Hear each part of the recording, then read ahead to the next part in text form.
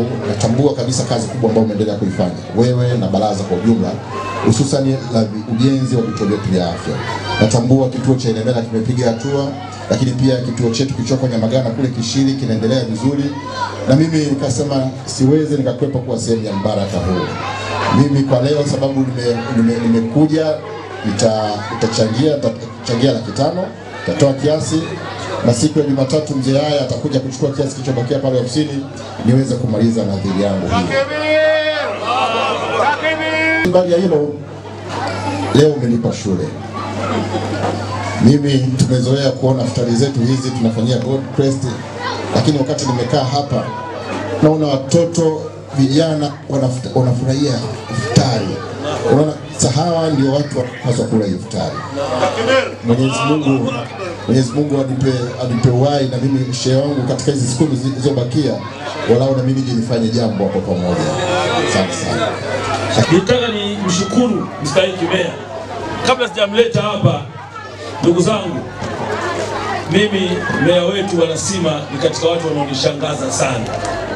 Makikuli haka waliokana sema kweli jambo ya uchungu. Inawezekana yeye mwenyewe hataki tumsifu, lakini kwa umri wake halafu ameweza kuhimili ule umea. Unajua meya ndio raia namba 1 katika mji. Huyu ndo anafungua za mji. Akija kiongozi kutoka nje ya mkoa wa Mwanza anataka kuingia jiji la Mwanza, mwenyeji wake namba 1 ni mstahiki meya. Lakini pia tumepata bahati, huyu ni makamu mwenyekiti wa ALAT taifa. Na hapa katikati mwenyekiti wake aliugua kidogo, ameskaimu kusimamia ile nafasi kwa ukamilifu zaidi ya mwaka, nadhani miaka 4 amesimama.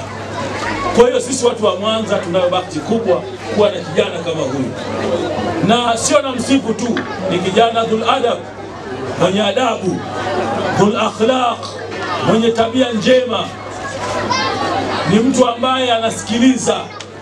Ukiwenda na shida anatatua, ukimwambia anasikiliza, anapima, anachambua.